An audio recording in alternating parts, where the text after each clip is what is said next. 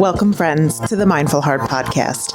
My name is Randy Saketa, and I'm your host of this space to expand your consciousness, raise your vibrations, and assist you through your spiritual and wellness journey. Remember, this is your journey, but myself and my guests will give you the tools, guides, and encouragement towards being your best self. You can follow the podcast on Instagram at mindful_heart_podcast, as well as Facebook at the Mindful Heart Podcast. And please leave us a review on iTunes so that we can share this healing space with others and spread the word about this amazing journey that we're on. So much love to you today. Let's jump right into this.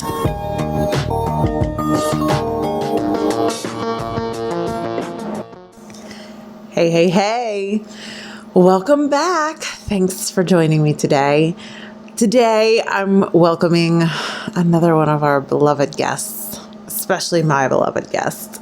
Tonight, I'm talking to Abke once again, and we are going to dive into astral projection. I'm really excited. I actually got chills when I said that. And it's probably not because I haven't turned the heat on in my house and it's like 50 degrees. It's definitely because astral projection.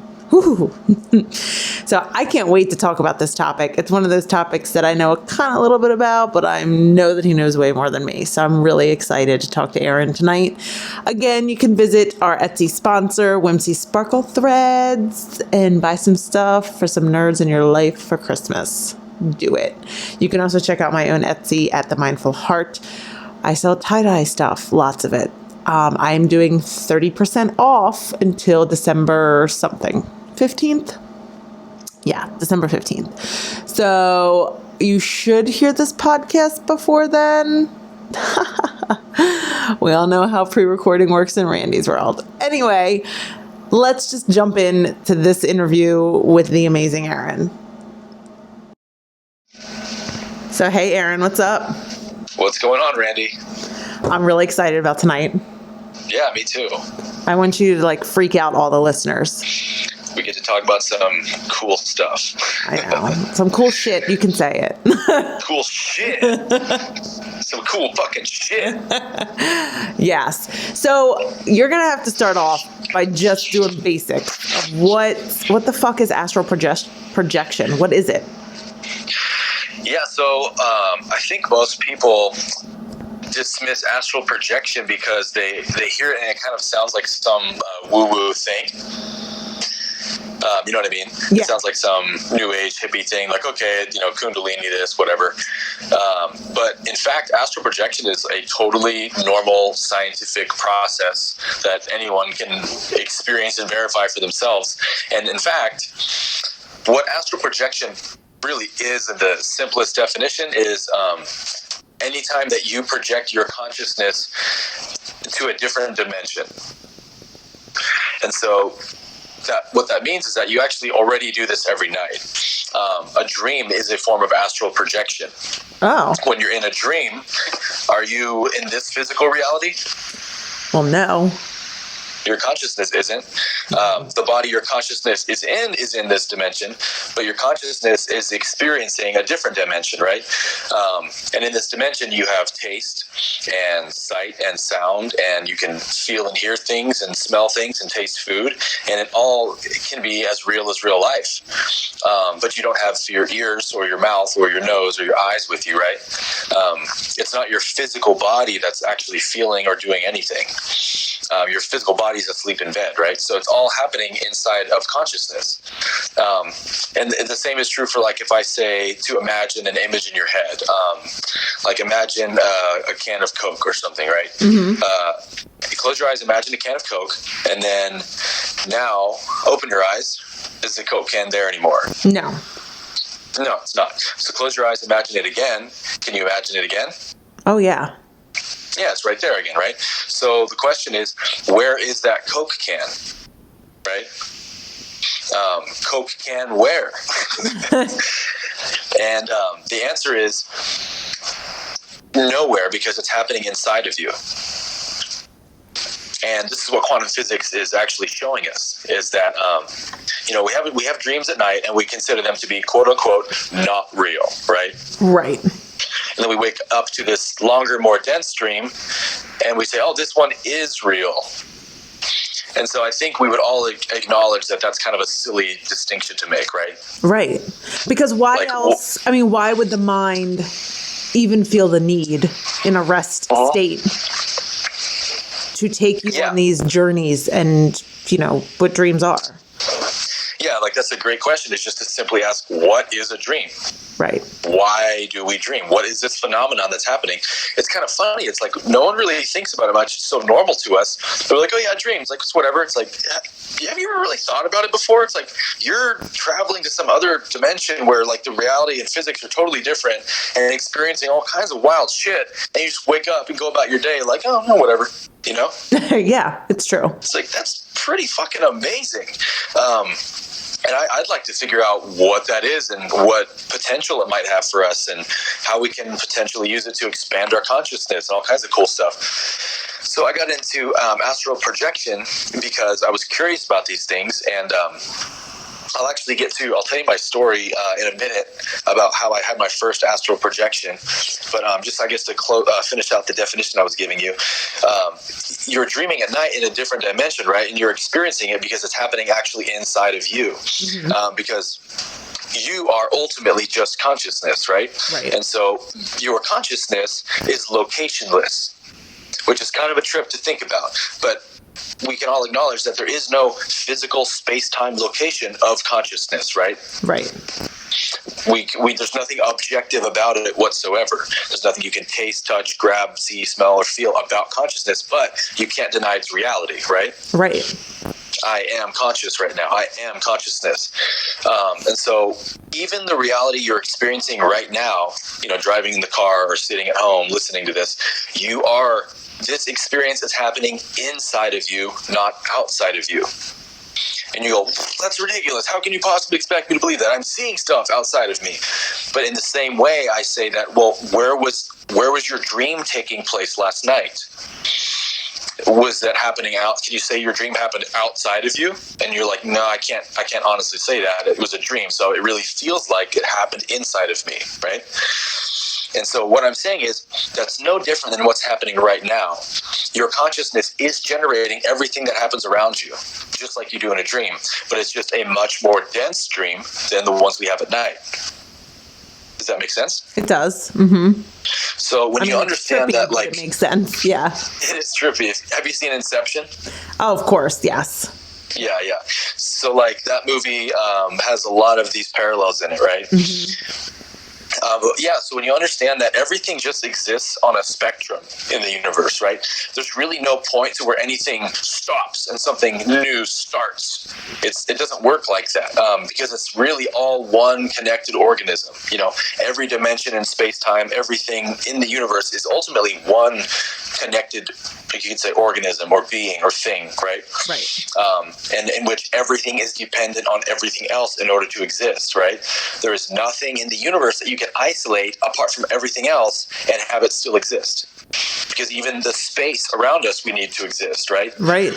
Yeah. We're dependent on the actual substratum of reality that's allowing us to exist. So it's like you're inseparably linked to the universe. But our egos just kind of convince us that we're a separate entity from it. But if you take a step back and look at the whole organism, you're like, oh, I'm like a blood cell of the universe. You know what I mean? Right. Did you ever watch Rick and Morty? I've watched a little bit, yeah. So it's a good show. But it goes into this in a really hilarious, stupid, fucked up way. Yeah. But it goes into this a lot. Like, I just watched an episode where, like, Rick fucked up their world really bad, and he just, like, found a portal to another dimension where their world wasn't fucked up. Doesn't that happen a lot, though? It does. But it was amazing because the parallels, it was basically the same world, the same people. Yeah. It just was a different dimension. And Morty was like, I don't understand. And he was like, you don't have to understand, just live. Yeah. Don't worry about it. Yeah. There's so many good movies about that idea too. Yes. Yeah. Like where they use that theme, but like it's really not super complicated if you can just understand the basics of what we know about quantum mechanics already. Then all the answers start to just fall in place for you. Right. In quantum mechanics, it says that first they thought that there was such a thing as these quantum particles, right? Mm-hmm. protons, neutrons, electrons. We thought that matter is made up of quantum particles.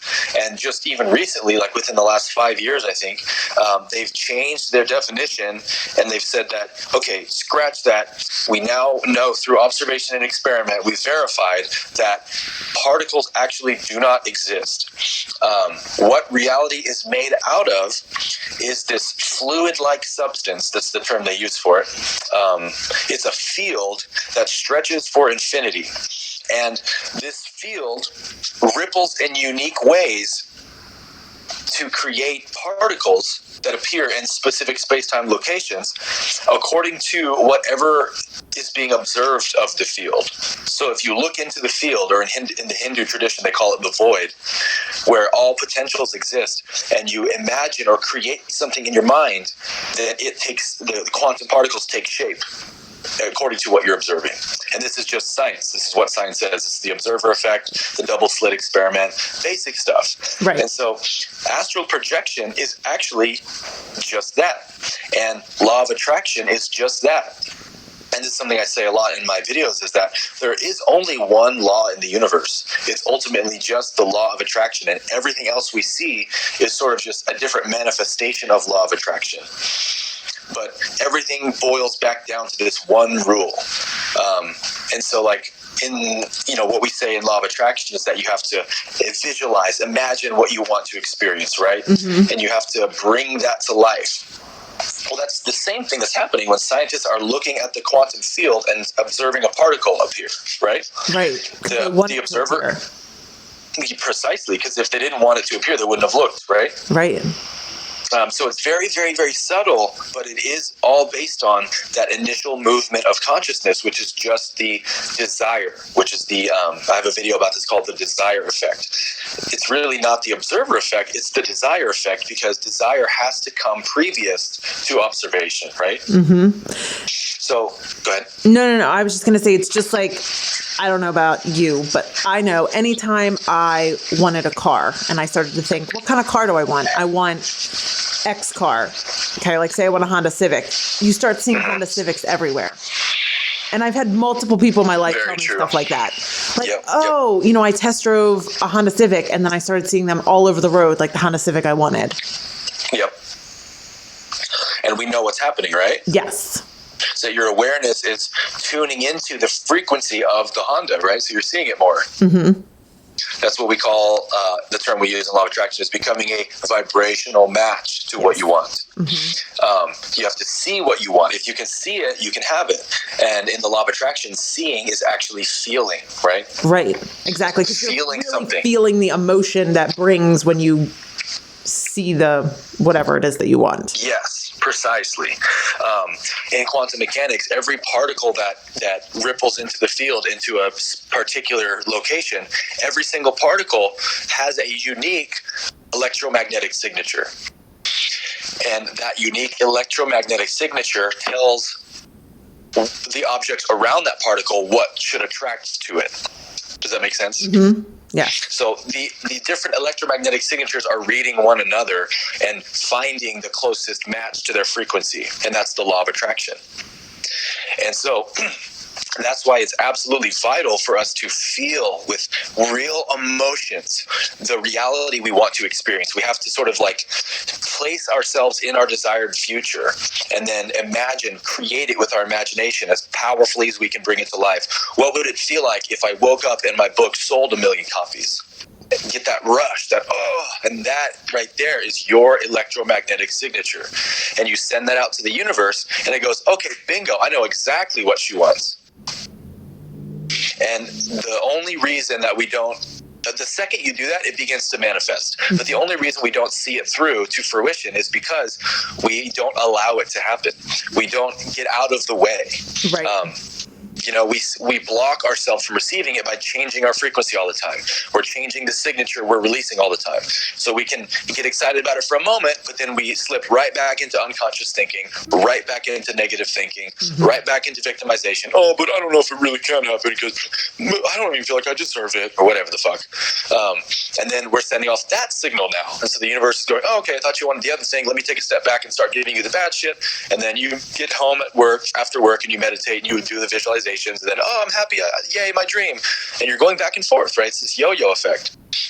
So it's just about consistency, of consistently staying in tune with, in alignment with whatever you're desiring, with your intention and your emotion. It's those two things. The focus, the thing you're focusing on, the thing you're desiring, and then the way that it makes you feel.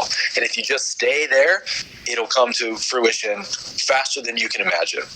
But that is a skill you have to develop. So I was going to ask, I do want to get back to your story about astral projection, but while we're talking about this, it's something I've noticed early on when I started practicing law of attraction. I've gone through lots of jobs in my life, and I noticed that I will immediately start to be unhappy at a job as soon as I think I'm unhappy as a job.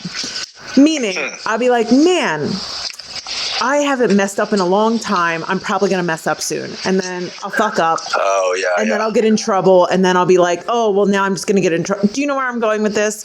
I self-sabotage myself in every job to the point where I'll be perfectly happy. And then I'll be miserable. And then ultimately the job ends. Either I get let go or I quit because I'm like, fuck it, I hate it here. Yeah. When a year ago, I was perfectly happy. So you manifested it. I did. Yeah. And I think that's super important for listeners to hear, that you, just as easily as you can manifest something amazing, more often than not, you manifest all the bad shit because you're thinking about it. Oh, of course my husband's cheating on me. Why wouldn't he cheat on me? Yep. So you make it happen. The bad stuff is like, it's almost like sexier. It's more like seducing, It's to think easier. negatively. It's easier. It's way easier. So, and I don't know why it is. I don't know either, because I feel like, wouldn't it be easier to feel that higher vibration emotion? Why is it so hard to be happy? It's so hard. So I need you to help my listeners to stay in that continual state of, because I do the exact thing you just described. I'll journal it, I'll meditate on it, I'll be visualizing it, I'll be good for like 2 or 3 days. And then ultimately I go right back into that negative headspace. It's just happened at my job recently, actually, where something negative happened and I was cruising, something negative happened, and now I'm back in the negative headspace. Yep. So what you're doing right there is that you are taking your cues from your circumstance, right? Right. You're allowing the objects outside of you to tell you, to dictate to you how you should feel. And in reality, so that's the world of Newtonian physics, right? That's the world of cause and effect, sequence and events, duality, time and space. And so the ego lives in that realm. That's how it exists, right? Mm-hmm. That's why we say, oh, the ego isn't, when you're present in the present moment, the ego's not there because it can only be in past or future, right? Right. Well, that's what that means, is because it literally can only exist in cause and effect. And so when you're in the present, you're in the timeless, right? And so the ego doesn't have a voice there.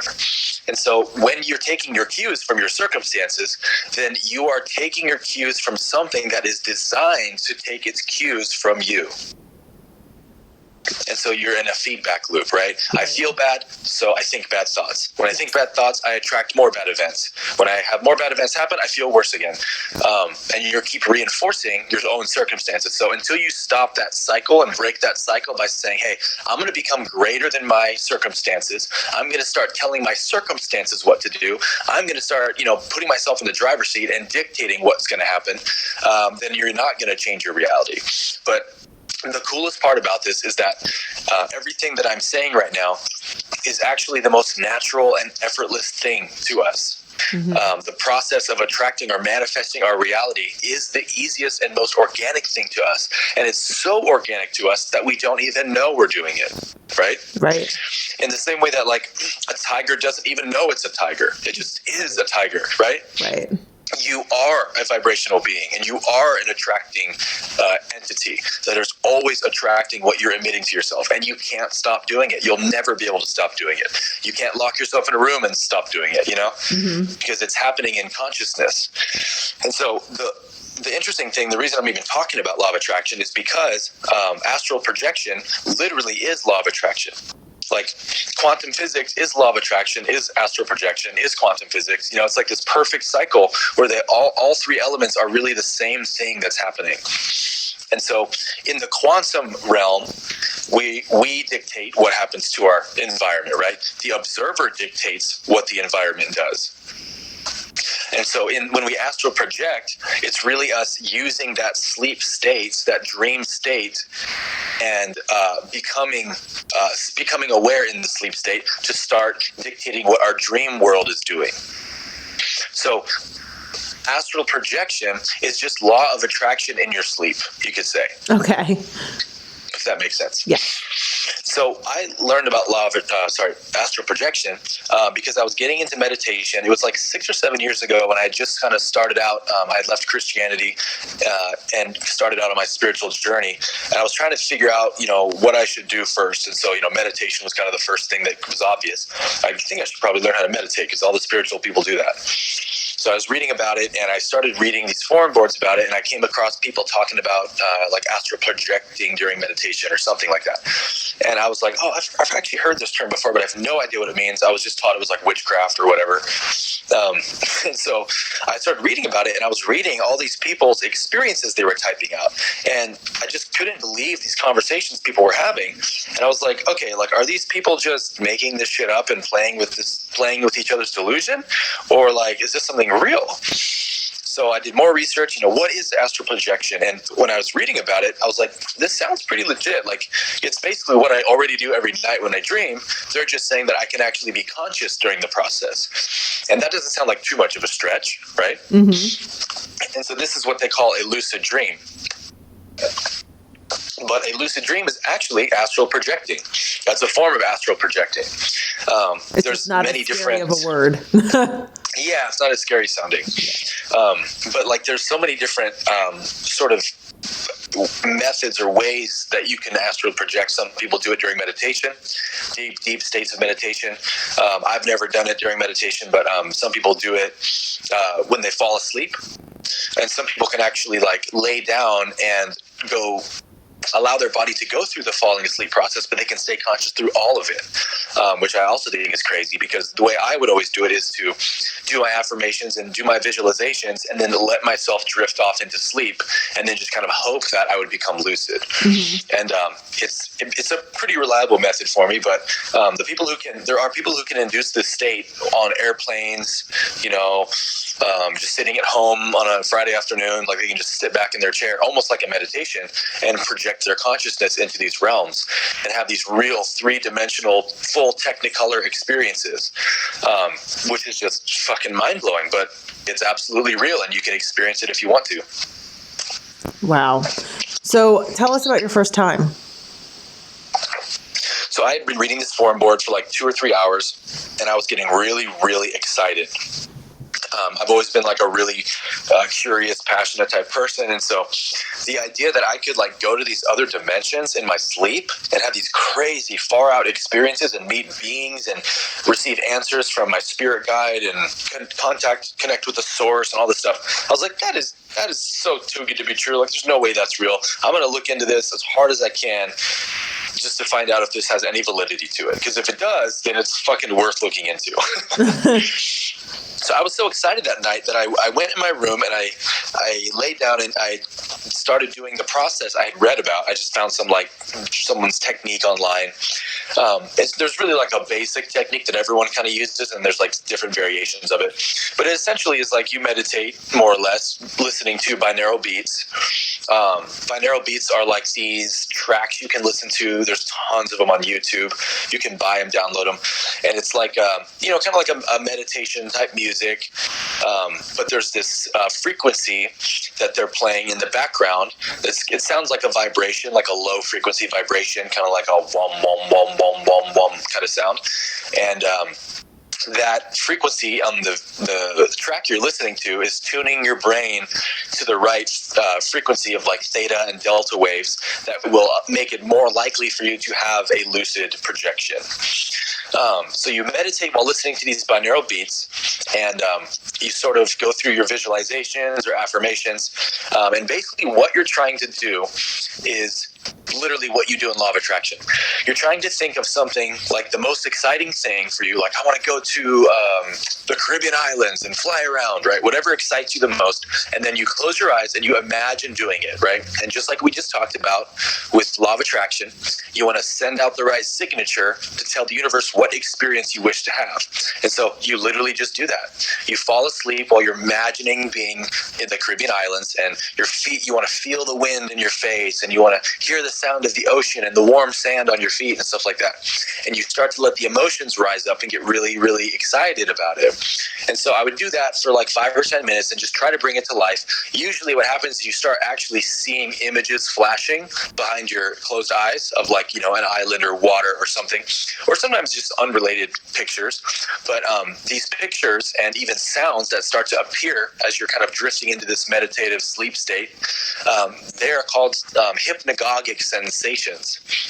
And what this is like you're kind of tuning into the dream world like a static frequency on a radio, trying to find the right station. And so you're getting sounds and getting pictures from these other astral dimensions. And so when you have these, and you know, this happens to everyone, like when we fall asleep, you've probably been like napping in your house, you know, before, and then you hear someone say your name, right? Mm-hmm. Like you hear someone whisper your name, or you hear a sound, you're like, who's that? And you wake up all scared. Well, like that is a hypnagogic sensation. And you were being a little bit kind of tuned into, as you fell asleep, some other dimension, right? And so you're trying to bring this whole activity to life. And what I would do is just kind of let myself fall asleep while doing that. Another technique I used most often was imagining a baseball in my hands. I played baseball in high school, so I could kind of bring that to life. And I could rub the baseball with my fingertips and rub my hands over the red laces, and I could really feel it. I could feel the weight of it in my hand. And I would just like play catch with myself or something. And so when you can make stuff feel real and bring the emotions and the visuals and the sensations to life, then your consciousness gets the cue that you would like to stay lucid in this experience. And so you eventually, you know, in a number of different ways it can happen, you wake up in a dream, or you start a dream and become lucid during the dream. But the bottom line is you'll recognize that you're in an altered state, and that you can now start controlling that state, right? Okay. And then that's what happens in a lucid dream. So what happened to me was I did this whole process, and I was just literally so excited about it. I had no clue what to expect at all. But I woke up in the middle of this like spinning tunnel of light. It kind of looked like white noise, like staticky, but it was like swirling. It was really bright. And I heard this extremely loud jet engine noise. And it was like super, super deafeningly loud. And I was like, whoa, what is going on? Like it was absolutely a real experience, as real as this. So I kind of freaked out, and the experience stopped, but I was still in that meditative state. So I was like, oh, I need to do that again. So I kind of went back into the state, and then bam, the tunnel appeared again. And so this time I was like, okay, dude, this is what you're here for. Like, don't be afraid. You gotta go into this tunnel or whatever. And I had a feeling like if I go through this tunnel, I'll pop out of my body, right? So I sat up like as if I would sit up in bed to try and push my face like into this tunnel, and it would get louder and brighter, but nothing really happened. So I did this, 3 or 4 times, and then I eventually woke up. And that was the first day I had even heard about astral projection. I spent like 3 hours reading about it, and then I went in my room and I did it because I was so excited about it. I desired to do it so greatly that it actually manifested. And so just like we said in Law of Attraction, you are getting what you desire to get. If you're going to astral project or learn how to do it, you have to really want to do it. You know what I mean? Mm-hmm. If it's not interesting to you, if you're not inspired or curious about it, excited about it, then it's most likely not going to happen. Right. It does happen for some people, right? Like you just said, some people, have a lucid dream here and there. One time I had a lucid dream. It's like, guess what? That is a real experience you can learn or develop the ability to replicate. And so I started doing this like every day. And there's different times of the day that make it much more likely to happen. But the best time of the day to do this is actually right after you wake up in the morning.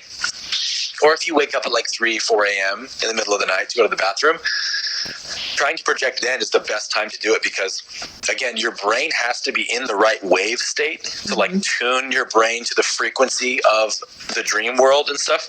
So when your brain is super tired and exhausted from the day and it wants to sleep, you're not going to have a projection. Like trying to project when you go to bed at night is the worst and most unlikely time it will happen. Okay. Because your brain wants to dive into REM sleep. And so you're just going to nosedive through that little window you get during the sleep process to actually project your consciousness. So you let yourself sleep for like 3 or 4 hours, and as your brain is in some of the higher sleep states, you can start to access those astral realms. And so I would do this in the morning after I wake up. I get up for like 10 minutes, go to the bathroom, have a sip of water, and then go back to bed and try to project, go through that whole process I just said. So I put my eye mask on, put my earplugs in. I only listened to binaural beats the first couple of times that I was able to start doing the experience without them, so I just didn't need them anymore. But some people use them every time. And so I would fall asleep, and for me what would happen, and this is like very unique to all the other people I've read about on forum boards, for me what would happen is that I would fall asleep doing this, and I would hear a really high-pitched ringing noise. The kind that you hear sometimes and you're like, hey, do you guys hear that noise? And everyone's like, no. That noise right there is what I would hear, and I would focus on the noise, and it would become jet engine loud again, just like that noise I heard in that tunnel. Mm-hmm. And so I realized over time that this noise, this sound, is actually the frequency that will allow me to travel to another dimension. So if you go into the noise, it actually becomes more intense and louder, like immediately. And if you just keep kind of demanding it to become louder as you're focusing on it, eventually it kind of goes like and just goes silent. And then I would feel like I was kind of floating or whatever. Mm-hmm. And so my eyes are still closed, but I would know that when I would get this feeling of lightness, and when that noise would come to that dead stop, there's this shift that happens, and it's like super apparent and super obvious, where you know that, okay, I'm in another dimension. But the process is tricky because like your consciousness is used to focusing on this particular space-time location called your body. It's used to being there, and so it's naturally gravitating there. So you have to do something, some action, to tell your consciousness to travel away from your body. And so there's different methods like the rope technique or whatever. The one that I would always do reliably was the rolling out of bed technique. So this is where it starts to get really trippy, because you've induced the state, you've popped out of your body, and now you're in this realm where you can start to create the reality around you. And so you basically, I would like fold my arms and like as if I would barrel roll to the right to fall out of bed. I would actually do that action physically, because this trips people up, because when you're doing this, you feel your body, you feel your arms and legs, you feel everything. And so you're like, oh, well, I don't want to roll out of bed. I'll smash my head on the ground, right? Like it feels real. And so you have to know that this is not your real body, it's your energy body that you're feeling. And what would happen for me, and happens to a lot of people, is that my limbs would actually start floating spontaneously. And when this happens, it's really awesome, because it's like a dead giveaway that it's not your real body. Like my leg would start floating off to the side until I was doing like the splits, you know? Mm-hmm. And the first few times it would happen, I'd be like, oh, come on, leg, what is my leg doing? It's going to like fall off the couch and I'm going to wake up. Like, damn it, what's going on? And then I would realize that, wait a second, I can't do the splits. Like, I'm doing the splits right now. And so I was like, oh, it's my energy body that I'm feeling. So then I would just do a barrel roll, and then you sort of pop out of that feeling of having a body, and now you're like floating consciousness. And so for me, the first few times I did this, it was difficult because all I would see was sort of this gray, ethereal, smoky world that there was really no actual objects in yet. And I would kind of navigate my way around, and stuff would like start to solidify behind the smoke or whatever you want to call it. But it was like always kind of like if you close your eyes, you kind of see these weird objects of light, morphing around and stuff. It was like that. And so I was talking to all these people on these astral projection forum boards who were like experts at it, and they would give you advice, and you tell them what happened to you, and they say, oh, here's what happened, here's what you need to do next time. So I was developing this skill really quickly because I was talking to these people like multiple times a day on these forum boards. and they'd be like, oh, dude, you made it out of your body. Good job. Next time, once you get to that place, you need to start imagining an object as viscerally as you can imagine it. And then really quickly it will appear for you. And and they would give you techniques like this, and you feel it with your hands and you smell it and stuff. And the more you bring it to life, the more real it becomes. So after, months and months of doing this, I would be able to actually create a dream world, like exactly like a dream you experience at night. And it's a really incredible thing to do because it really expands your mind quite a bit of like, what is reality? Like I'm creating reality right now in this dream world. And so there are many different, I guess, dimensions you could say that you can travel to when you project. But the first one that you project to when you start out and you learn astral projection is I call it like the training ground. It's basically like a dimension that you've created for yourself. It's a dimension that's not a consensus reality. You're the only entity there in a sense. And so just like in a dream, everything you're seeing in your dream is actually just being projected by your mind. And so you can, have lucid dreams in this realm and but you can actually project your consciousness to the next dimension up in the astral plane. And I kind of divide these into focus areas. I call it like focus 1, focus 2, focus 3, and then focus 4. So focus 1 is that training ground where you're in this like smoky environment. And then focus 2 is like, I guess you could call it the dream world, where everyone has dreams. And this is where, like, if you wake up in a dream already, which is usually what would happen to me, I would become lucid while the dream was happening. And you can talk to beings and entities that are there that seem to be outside of you. They seem to like have a mind of their own, and you can have conversations with them and things of that nature. Just like you do in your dreams at night, only you're not conscious that you're doing it. And so whether these are entities that are happening from your mind or whether they're real, astral beings, I don't know. But I know that you can have these experiences happen. And then focus 3 is what I call like the consensus reality plane. So like all of the consensus realities that humans invent in consciousness that we all agree upon, like religion, like afterlives, blah, blah, blah, blah, blah. They all exist in this realm. And so this is commonly where people go during out-of-body experiences, who are very, very religious people. You've heard lots of people say, the vast majority of death experiences you hear are people saying, I was out of my body and I was floating above my body, and then I went towards the light and I was before the source and I saw my life flash before my eyes and I had a chance to come back. So like that's the general theme of what happens to most people. But you also hear people who are like, I met Jesus and I met Buddha and I met Krishna and I met Muhammad and all this different stuff, all these religious themes. I was before the gates of heaven and the throne of God, and I saw God's feet and the angels were worshiping him.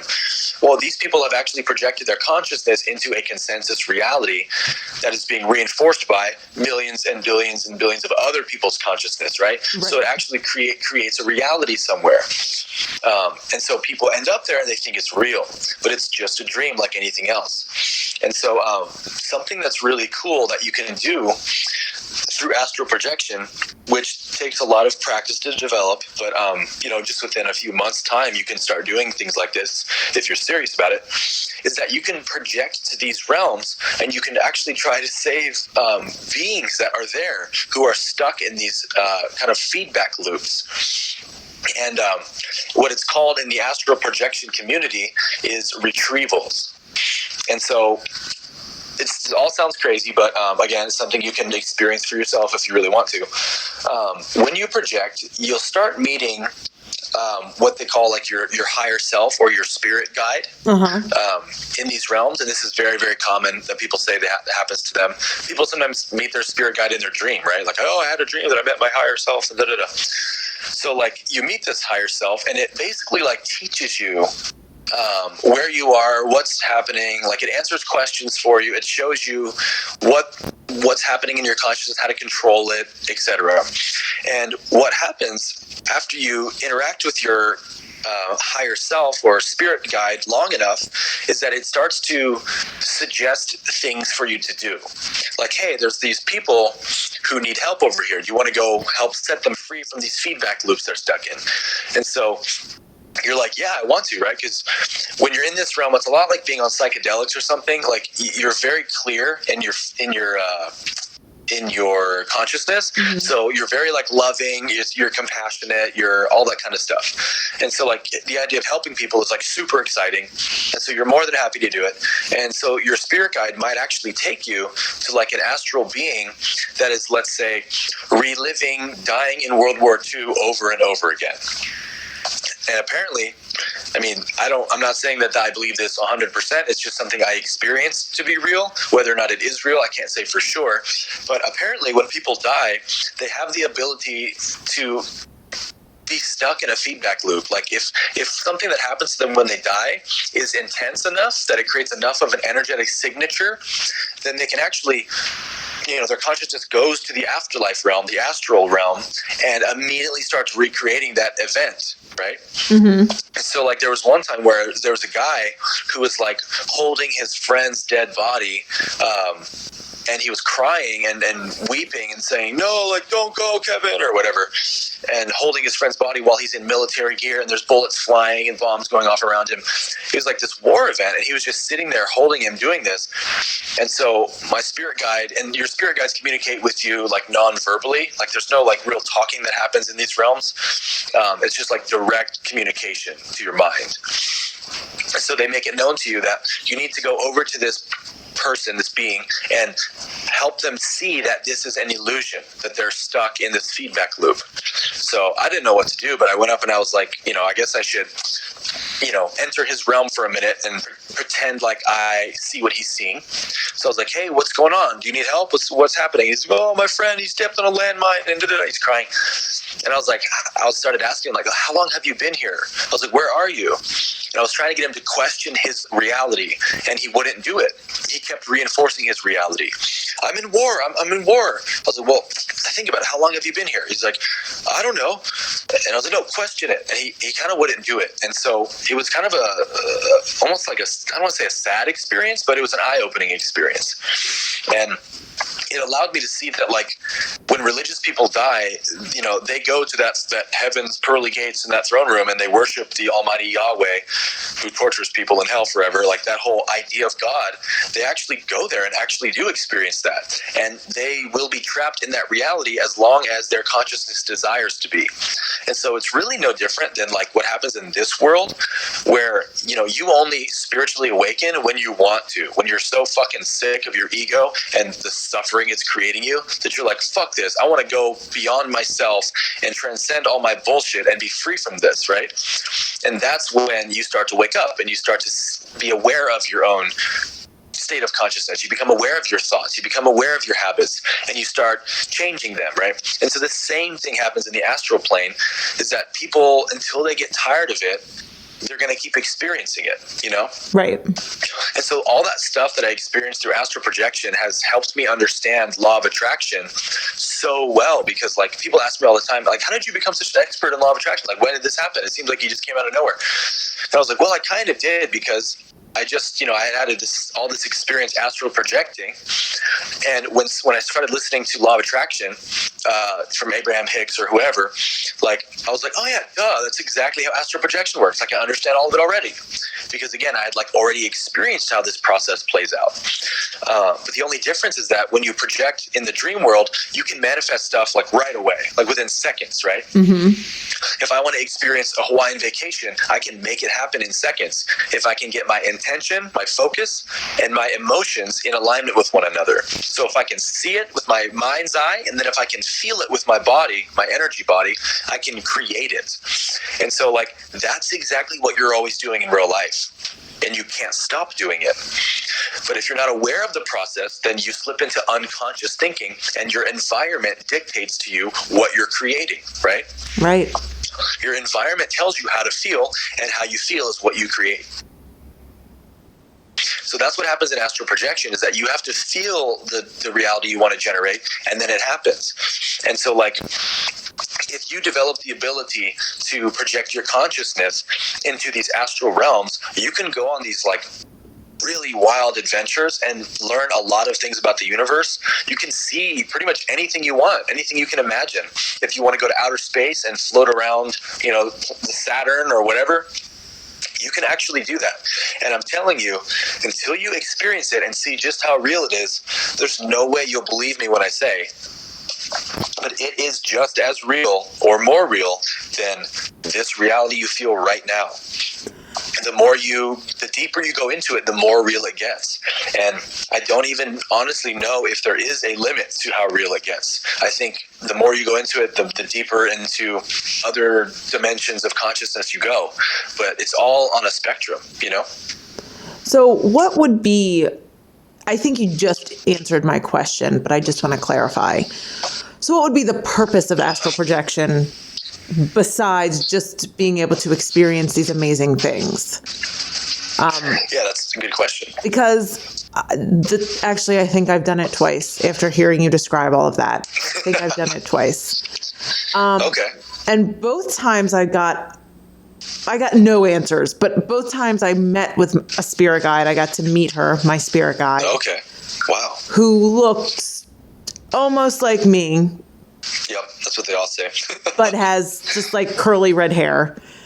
But it's funny because when I say I got no answers, I asked a lot of questions and she gave a lot of answers that were, you already know the answer. So I got a lot of answers for myself because she was right.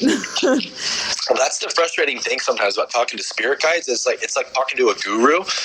They already know all the answers, and so they'll say a lot of like Zen-like things to you. Like they'll be like, all the answers are inside of you already, and you're like, God damn it, no, tell me, you know? Yes, like they want you to find it yourself. Anything. Like She really, I mean, she answered very few things except that she didn't even call herself my spirit guide. She just said, I'm your, how did she say it? She's like, I'm your spiritual friend. Yeah. I'm your friend in the spiritual world. Like she said it something weird like that, but I knew who she was. They're always like really warm and happy to meet you. Yes. And she kissed me like several times. Yeah. That's how you know it's your spirit guide, is because they love you like your mom or something, you know? And it's very real. Like I could feel her hands. Like the she energetic held my connection, hand, and I could feel her hand, and I could feel where we were. Like we were in a field, but it was very warm. Like it was very sunny, and I could feel where we were. Wow. But before I got there, this is what I wanted to bring up to you before you answer my question, which is why I think it was an astral projection now. Because it definitely was. To get there, I was in a space, I don't know what it was, a room, an area, whatever. And it was all mirrors. The ceiling, the floor, everything was mirrors. Interesting. It was a very strange space. And it was reflecting, obviously it was me. I could see my reflection, but I could also not see my reflection. Like if I turned a certain way, it was just a mirror reflecting another mirror. Interesting. And the first time this happened, it was at a sound bath. I interviewed her. Her name was Julie Fisher, and she does a mixture of, crystal singing bowls and her voice and gongs.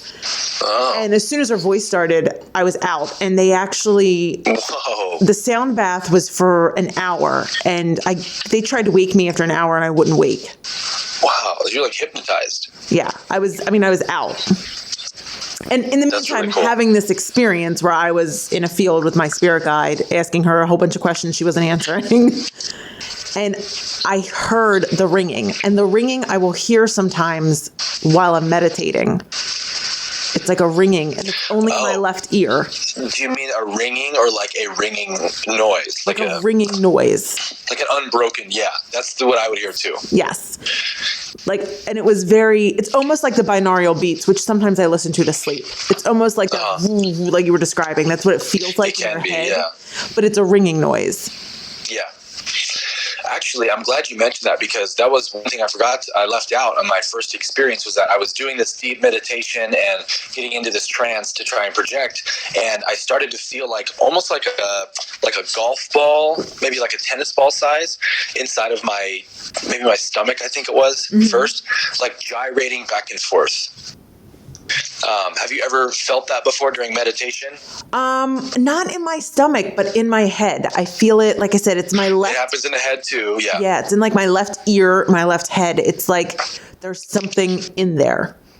Yeah, it's a physical sensation. It's not imagined. You feel it as if there really is a golf ball inside of your head, like twirling around on a string. And you can feel that sensation on any of the 7 energy centers, the chakras on your body. And what chakra you feel it at is a sign of what chakra for you is most energetically activated. So like if you're a very intellectual person, you might feel it in the crown chakra, where the mind is. Or if you're a very loving, compassionate, empathetic person, you'll feel it in the heart or the gut center chakra. So these vibrations are a sign that you're charging up your energetic state. And this charging up of your energetic state is how you project, because when you're projecting your consciousness to a much, much higher vibrational reality. Right. The reality we experience here in this 3-dimensional world is a very low vibrational density, because the slower a vibration is, the more dense it is, right? And the faster it vibrates, the more ethereal and sort of like light it becomes. And so the astral realm, the dream realm, is a much higher vibrational realm, because that's why you can manifest things quicker, because it's not as dense. Things happen faster. And so you have to tune yourself to the frequency, right? So you have to tune your body, your energy to that higher vibrational state, which you can only do through like a meditation or a trance-like state. You have to kind of zero yourself out and get empty, and then you can start to generate that energetic level. So yeah, to answer your question, the reason that you should want to astral project is, one, honestly, just to have fun. Because if you're a person who likes to have fun, if you like to do things to enjoy yourself, then let me tell you, you're going to love astral projection. Imagine if you could literally create a new movie in your head every night, and you're the main character, and you can have the movie be whatever you want it to be. Imagine traveling to distant worlds and flying through space and meeting entities and talking to your spirit guide. Like, there is no experience, in my opinion, that is more incredible or exciting than astral projection. And so just to have fun is a good enough reason in and of itself. But the second one is what I said earlier about how it's just going to expand your consciousness so dramatically. You cannot look at life the same way again. It's like taking DMT, right? Like, you can't take DMT and then look at reality the same ever again. You're like, oh, I'm very aware now that there are realities outside of this one that are definitely just as real. Right? And how do you know it's real? Because you experienced it. You actually went somewhere. You don't have to believe someone's story or believe someone's religious ideas about something. You can actually do it yourself and project your consciousness to other dimensions. And when you can do that, you can't deny any longer that consciousness exists in multiple dimensions, not just this one. And if there are more than one dimension, then how far does it go? Infinite. And you have to acknowledge that it doesn't go anywhere. It's infinite. Yeah. There's no beginning and no end to it. And the result of this, expanding of your consciousness will make you a much more loving person.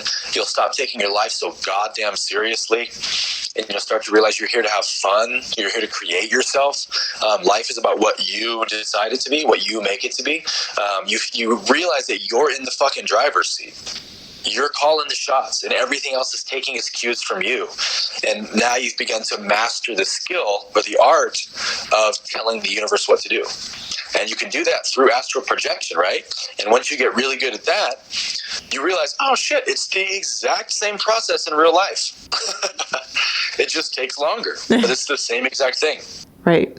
So you can use it as well to manifest. Oh God, yes. You'll become dangerous, man. Because you do it already in your dreams every night. Yeah. You do it in your sleep every night. And that's why everybody talks about dreams. Oh, they have all this meaning. Well, that makes sense then. Of course they have meaning, because you're projecting them. You bet. You bet they do. It's all a reflection of you in some way. Yes. And it's funny because I crave, like, I haven't met her since those 2 episodes. The second one actually was in a, oh my gosh, a float tank. I couldn't think of the word. That was the second time float tanks. Those are so good for projecting. Yes, and I think it's easy to do it in a situation like that. I tell people that struggle to meditate to do that because you have nothing to do for an hour. You are literally, there's nothing. There's no light. There's no weight. There's no, I mean, you can have no sensations. Right. There's nothing for an hour. What else are you going to do in there? Exactly. You can't read a book. There's nothing. You're going to drown in your thoughts for most people. Well, right. Or you could practice this. And, but ever since I met my spirit guide, like I crave her. Like I just can't wait to meet her again. Yeah. Like I can't wait to see her again. And you can. I know. You can see her every day if you want. Yes. I didn't realize what it was. Like I said, I thought it was just, honestly, the first time it happened, I thought I fell asleep. That's what I thought. I was like, oh, I must have fallen asleep. You did probably. Yeah. Like the thing about it is it's your body's asleep, but your consciousness or your mind, you could say, is awake. And that's the phrase that is used in astral projection circles is you're trying to achieve the body asleep, mind awake state. Okay. And what happens is that, have you ever had sleep paralysis where you wake up and you're conscious, but you can't move your body? I think I have, yeah. People talk about it and they freak the fuck out. And they're like, oh my God. You know, when I was a Christian, my friends would have it happen in college, my roommate, and he'd be like, oh, demons are attacking me. I'm being strangled by demons. And it's because they're projecting that idea, that experience, right? And they're energizing it with their fear. But it's not, nothing is happening. You're just in that body asleep, mind awake state where your body has a mechanism that cuts off your mind from telling your body what to do when you sleep, because otherwise you'd be acting out your dreams all night long. Right. Right. And so your body cuts that off, and that mechanism sometimes doesn't shut off right away when our consciousness becomes conscious in the mind again after dreaming. And so your body is still being cut off from you where you can't control it right now. And so immediately the fearful mind projects, oh my God, someone's holding me down. Someone's trapping me. There's an entity over me, you know, freezing me. Oh my God. And then all this bad shit happens. But actually that state is the best state ever because you can project from there effortlessly. You can just start imagining things and you can go wherever you want. And so I actually was practicing the art of inducing that state. And it's really not hard to do. Like anyone can do it within, you know, even like I did it the first time I tried it, right? If you're excited about it enough, you can do it tonight probably. Huh. So that's what's cool about it. Which I think is the underlying, just to me, is the underlying theme of this episode really. Yeah. Is if you want to do something, you'll do it. Yeah. If you have, exactly. Because you said it in the beginning, like attracts like. So if you're excited, if your vibration's high about it, you're going to do it. Yeah, 100%. Which is why people struggle with meditation, I think, so hard. Is people are like, I can't do it. I can't. Well, that's because you're not excited about it. And you just said you couldn't. Yes. That's so good, Randy. Yeah. People can't train their focus during meditation because they just really don't want it bad enough yet. They really don't. Yep. They don't want to train their focus to be concentrated because they don't really understand what it can do for them. But that's what I've seen. I've helped people revolutionize their meditation by just explaining to them what meditation really is, like what its purpose is, and then all the benefits you get from it. And then people are like, oh, I can't wait to meditate. And then they call me, they're like, dude, I had the most intense meditation. I was in this trance for an hour, bro. I'm like, yeah, see? It's because you wanted it. Yes. And it's true because it didn't come to me till I wanted it. Yep. Until you're pushed to a point where you want it so bad, and then it comes to you. When the student is ready, the teacher appears, right? Yes, the oldest, most wisest quote in the book. It's the most gangster quote. And it's funny, I just had this realization that it's really funny because I float a lot. I do the float tank very often. I'm so jealous. I just love it. And it's the times, as we all do, and I'm not using life as an excuse, but oftentimes it's really hard to get by yourself and to force yourself to do nothing for an hour. Yeah. And it's the only chance that I get. And listen, I love a good massage, all that shit. But to me, floating, that hour is more priceless than anything else in the world. It totally is. The last 2 times I did it, I didn't have good experiences. And it just clicked when you were talking about it. It's because, like, the last time, it was a chore. I was like, I need to do this. I'm really stressed out. I have to go do this. Right. It wasn't I can't wait to do it. It was I need to do it. And it wasn't a great experience. Yeah. That's, yeah. Do you meditate regularly? I do, yes. Okay. So if you meditate regularly, then you already have a huge leg up in astral projection. And so, like, just like you were just saying, if you don't really want to do it, it's not going to happen. But now that you've understood what it really is and all the things you can do, you can start to get really fucking excited about it, right? And so meditation and astral projection go hand in hand. If you're really good, if you've trained your focus to be able to be singular, then according to quantum mechanics, when you go to zero, when you drop out of all awareness outside of self-awareness, or I guess a better way of saying it is, when awareness turns its gaze from outside of itself towards the objects of manifestation and turns its awareness towards itself and just locks its perception on itself of the one who is being aware, that's what meditation is, then you enter that quantum field. You're in that quantum field where all possibilities exist. And whether that's in law of attraction or astral projection, you can make your request known directly without any contamination from your ego of what you want to experience. Because remember, the ego is just this unconscious program that's chattering away all the time, and it's constantly throwing out all these negative thoughts. And so that's why we meditate, because we're trying to silence that voice so we can experience more space and more peace and more silence in our life and have more clarity, and we can start to get clear about what we want, right? Mm-hmm. And only meditation can do this for us. So you enter that realm through meditation, and basically astral projection is just entering that same state kind of while you're falling asleep. That's really all you have to do. It's not super complicated in theory. If you don't meditate, then it's going to take you some time to develop this, because, like, I hadn't meditated at all when I started it. And so just like someone who's trying to meditate and is like, man, I can't keep my thoughts silent. Like, what the fuck? The same thing will happen to you when you try to project. You'll try to imagine the image you're trying to bring to life, and then, spider, pizza, airplane, sex, drugs, like just all these thoughts, and start dragging you away. And so you just end up falling asleep and not having a projection. And so that's why I can't recommend meditation enough for people. And this is something I saw all the time on the forum boards, and I never listened to it because I didn't want to do meditation. I was like, man, I could be spending that time projecting, Like, I don't want to spend hours meditating when I could be spending hours practicing my projecting techniques. But I didn't realize that it's actually the same thing. And once I started meditating regularly, then I could just easily slip into that no mind state and just drift off to sleep with a singular focus, and then boom, every single time I do that, it happens. That's amazing. And it can become almost effortless, honestly. I can't wait. It's exciting. I can't wait. I really can't wait. I can't wait to try. I'm going to try it tomorrow morning. I've been getting up and changed my workout routine, so now I'm working out in the morning. So I get up early so I can meditate beforehand. So I'm like, maybe I'll do it, since the morning's the perfect time. It really is. Like, you can even set an alarm if you want. Some people set alarms for like 4 a.m. or something, and they get up, go back to bed, and then they project. But I would always do it literally whenever I would naturally wake up. Especially if you're the kind of person who can fall asleep easily, then literally just fall asleep meditating, and whatever thing excites you the most, like, I want to fly over the Grand Canyon. Okay, just fall asleep in a meditative state, imagining yourself flying over the Grand Canyon and bringing it to life with the 5 senses as much as you can. So feel the wind in the air, feel the heat of the sun on your skin, see the Grand Canyons, all the little details of it, et cetera, et cetera.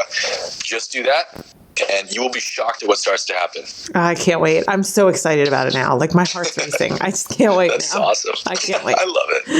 It's exciting. You should be excited. I'm really excited. And I'm really excited we did this episode because, like I said, I wasn't really clear on what it was. And now it makes total sense. I don't know what it does. It really does. But there's nothing woo-woo about it. You do this every night. It really isn't. There's absolutely nothing crazy about it. It's not really that trippy at all. And you can do it. You can see it for yourself. Yeah. And imagine you can do all of this without any outside influence, meaning no alcohol, no drugs, none of that. No drugs necessary. No. What do you got going on your YouTube channel? Oh man, I got so much stuff going on. I'm kind of like, listen, I've listened to that $5, was it $5 or $10? That money episode. $10, yeah. I've listened to that thing once a week.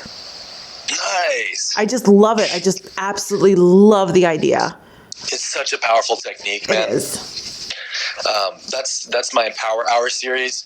I try to do one of those a week and just give people like some kind of encouragement or tip or education on like law of attraction and manifesting and empowering themselves and all that. That's been my favorite one so far. But I have that one, and the biggest series I have going right now is my Moving Backwards series. Mm-hmm. It's the one I'm doing about reframing religion, saving faith from fundamentalism is the caption, and I'm just making these videos that are like messing with religious people's stereotypes and ideas, and I'm doing it on purpose because, you have to challenge ideas if they're going to change. And this is what so many people are already saying. And these are all the reasons people leave religion. It's what everyone already knows is true, but no one is saying it yet because it's a hostile territory, right? Like religious people are super hostile. Yes. But because people are afraid to come out, especially if they were Christians like I was, no one's going to come out and say that they don't believe in hell anymore or that the Bible's not inerrant anymore, because they're going to get ostracized by their whole community, right? Mm-hmm. And so these people, which is, I really believe in my heart that the vast majority of Christians under the age of 40 don't really believe any of the shit they say they believe. Oh, I believe that, yes. Because you just can't live in the world we live in and believe all these nonsensical ideas. Mm-hmm. But they don't have a landing place. They don't have anywhere they can go to give them real answers, because it's actually really scary. If you've never left like a religion or like been in a cult before, like you can't possibly imagine how scary it is to question everything you have ever known about reality. And not just that, I think just human beings as a whole, you're leaving your tribe. And I don't care what anybody says, that's what we are. And every human being desires to be part of a tribe and to be what we call a family. 100%. I mean, that's how we started. We started off in tribes, in communities. Mm-hmm. And so I can imagine that not only questioning your whole reality, but leaving people, they're the only people you ever knew, people who loved and supported you. Yeah. And doing both at the same time. Yeah. And so why do so many people not believe the stuff in their religion, yet barely anyone leaves the religion, is because of that reason right there. And so I'm trying to create a landing place for those people to help them come out of hiding and say, look, you can have faith. You can be a Christian. You can, quote unquote, believe in Jesus and not hold on to all these violent, barbaric, archaic ideas, right? Yes. Because it's not good to live out of alignment with your true self. It's not good to hang on to beliefs and ideas that deep down aren't true and just let all that friction exist inside of you. It's unhealthy for you. It's toxic, Mm-hmm. You have to be authentic and honest with yourself. And if you don't believe that God's a monster anymore, then you need to live your life that way. You need to stop reinforcing that idea, because it's going to make you miserable. And that making you miserable is what drives people to leave, like myself, where it's like, look, I can't do this anymore. And so I decided to make these videos to show people the meaning to their faith, to say, look, the Bible is amazing and it is inspired and all these beautiful things, but you don't have to believe it's literally dictated by God and has no errors in it. Like, you don't have to believe that God is commanding the genocide of women and children just because the Bible is special. Like, the Bible is special, and God doesn't command genocide, right? Right. And Jesus is amazing and doesn't torture you forever, and like God does forgive you for your sins, but doesn't need a blood meat sacrifice to do it. So I'm making these videos that are like challenging those ideas of biblical inerrancy and all that kind of stuff, and getting so much response from people. It's blown my mind. Like, my Facebook has exploded. I've gotten like over 500 friend requests in the last week or two. That's amazing. I've also got a lot of people giving me shit on Facebook and YouTube for it. But like, that's what I expected and what I anticipated, because it actually is good for the series. Yeah. Because any exposure is good exposure. It's true. So I'm most excited about that for sure. Awesome. Well, I think everyone should check you out. Like I said, I'm a pretty big follower, so I watch most of your videos. So. Well, I appreciate it. And I won't send you any hate mail, I promise. Not from you. No. And Aaron, again, for the 10,000th time, just remind them where they can find you, and I'll link it in the show notes. Yeah, Instagram, just at AARONABKE, same name that's on the podcast title. And then same with YouTube, youtube.com/Aaron Abke. Awesome. Well, thank you. Keep it crispy. For blowing my mind. You are most welcome anytime. And I love you guys. I'll see you next time. I won't see you. Thanks, guys. I don't know why I say that. We'll see you when we see you.